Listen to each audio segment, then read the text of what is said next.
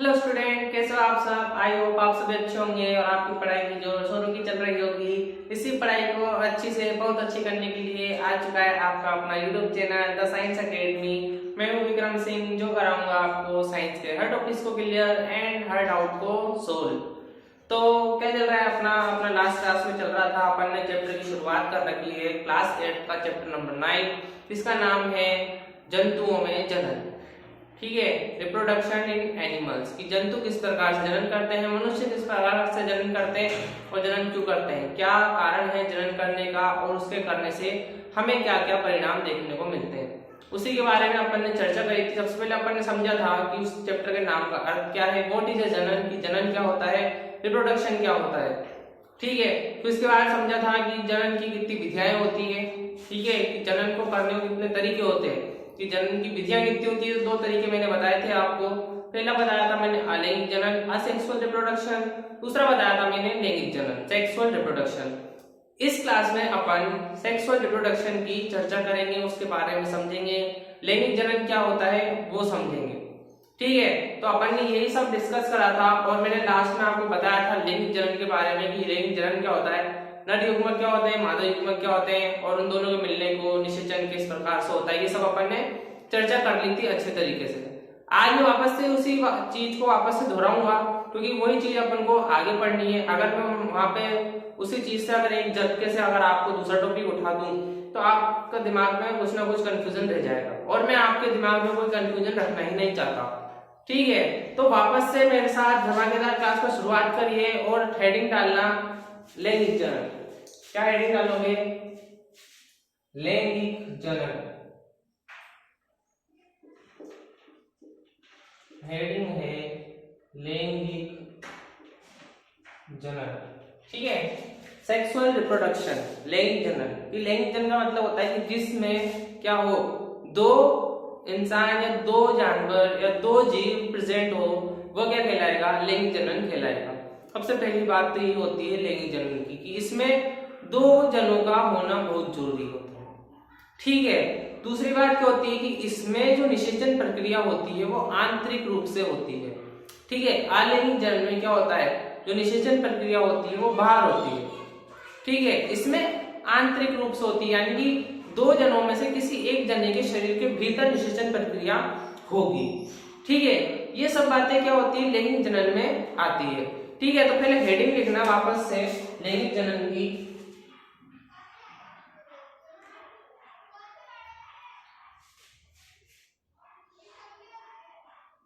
लिखना जिस जनन में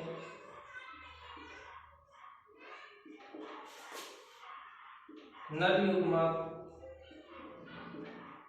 तथा मादा युग्मक का संलयन होता है,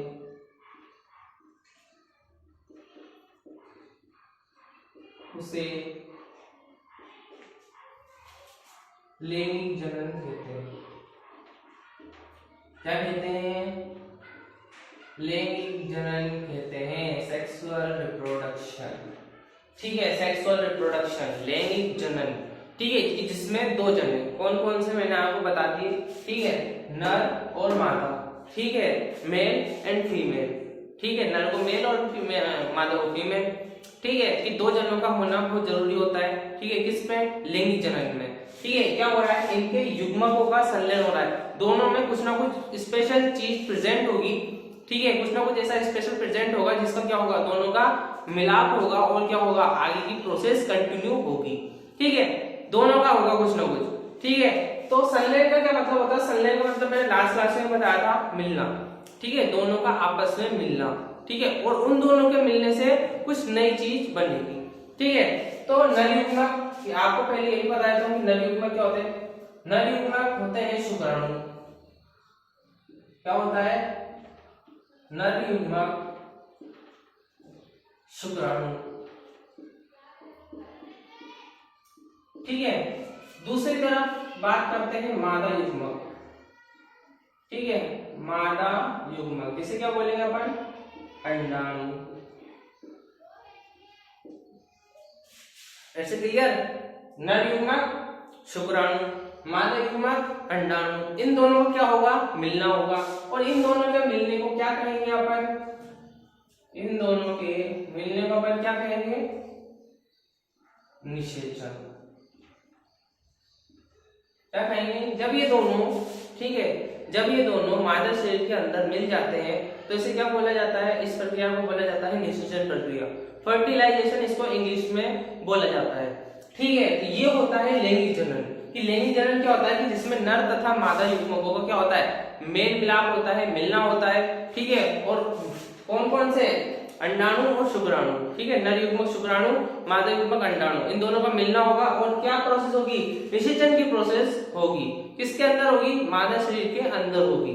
ठीक है, तो नोट करो पहले इसको, फिर अपन आगे समझेंगे। कर लिया होगा, मैं इसको रब कर रहा हूं।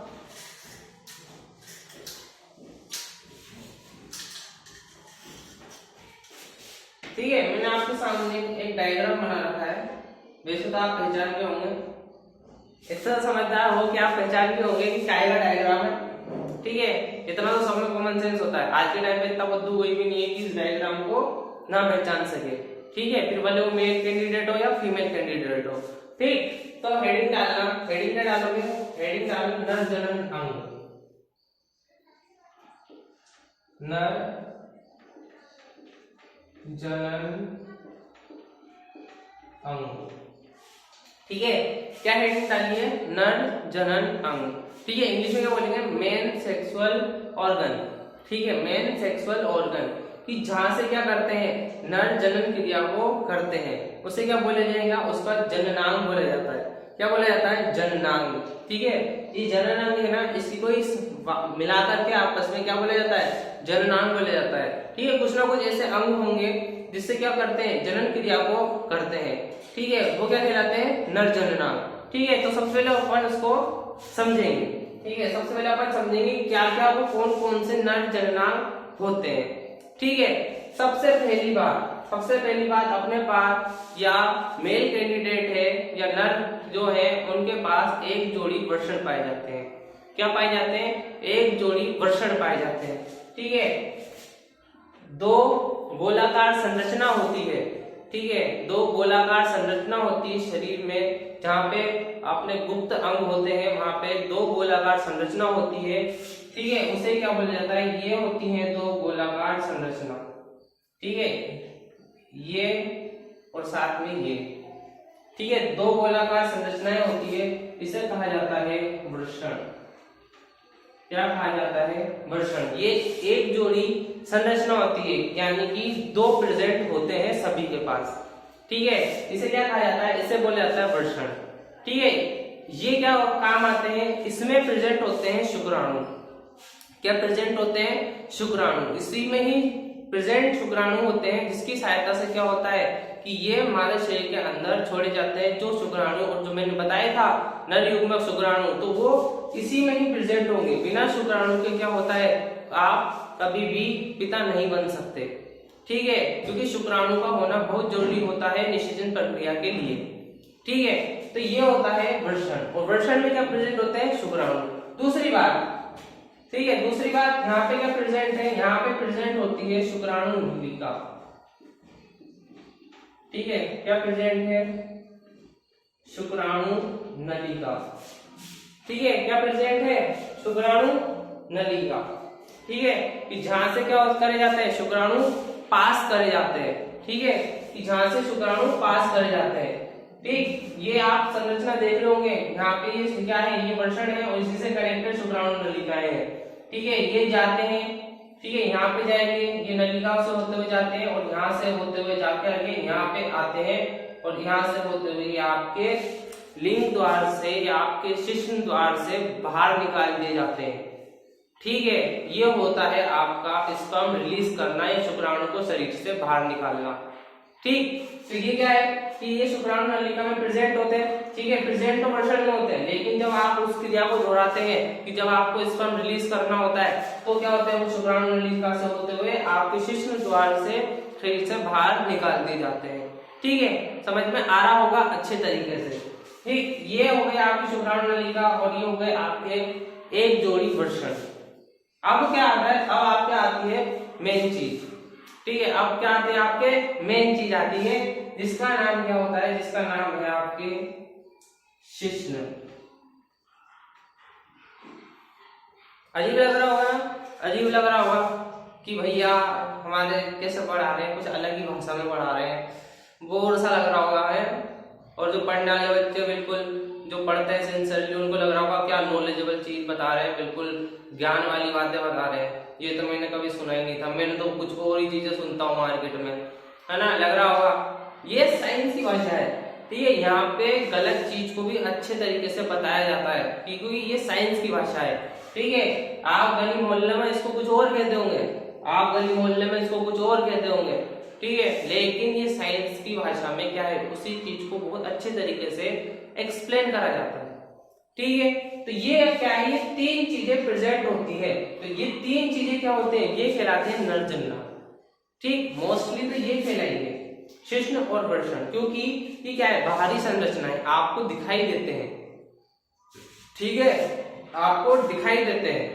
शिश्न आप समझते हो, जहां से आप टॉयलेट को बाहर निकालते हो, जो संरचना होती है उसे क्या कहा जाता है, शिश्न कहा जाता है। ये एक लंबा, ठीक है, लंबी संरचना होती है ये। ठीक है, तो ये क्या होती है, शिश्न होती है, जिससे टॉयलेट पास करा जाता है, स्पर्म पास करा जाता है शरीर के बाहर। शिश्न गोलाकार संरचना होती है, ठीक शिश्न के नीचे की तरफ। ठीक है, शिश्न के नीचे की तरफ गोलाकार संरचना होती है दो, जिसे क्या कहा जाता है, वृषण कहा जाता है। और शुक्राणु नलिका ये अंदर होता है शरीर के, ठीक है, शरीर के अंदर होती है, तो इसलिए आपको दिखाई नहीं देती। इसलिए जननांग में शिश्न और वृषण ये दो ही चीजें गिनी जाती है।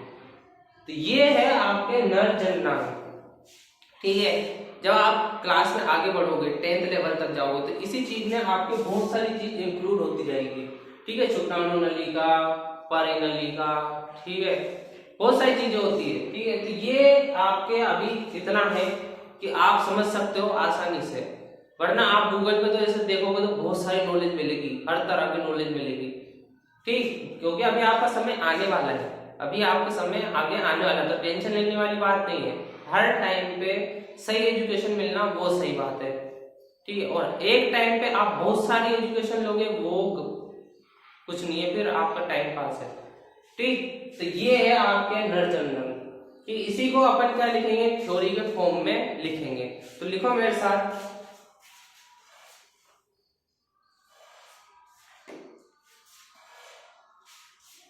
लिखना, नर जननांग में एक जोड़ी वृषण शुक्राणु नलिका तथा शुक्राणु नलिका तथा एक शिश्न। ठीक है, शिश्न जिसे क्या कहा जाता है, जिसे कहा जाता है लिंग होता है। ठीक है, वृषण नर युग्मक उत्पन्न करते हैं, जिसे शुक्राणु कहते हैं। क्या कहते हैं, शुक्राणु कहते हैं।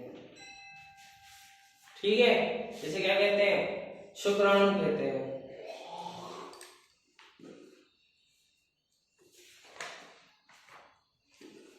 ठीक है, जिसे क्या कह रहे हैं भाई, जिसे कह रहे हैं शुक्राणु, जिसे क्या कहते हैं, शुक्राणु कहते हैं। शुक्राणु की भी संरचना होती है। ठीक है, शुक्राणु की भी संरचना होती है, उसकी संरचना को भी समझ लेते हैं एक बार। ठीक है, कि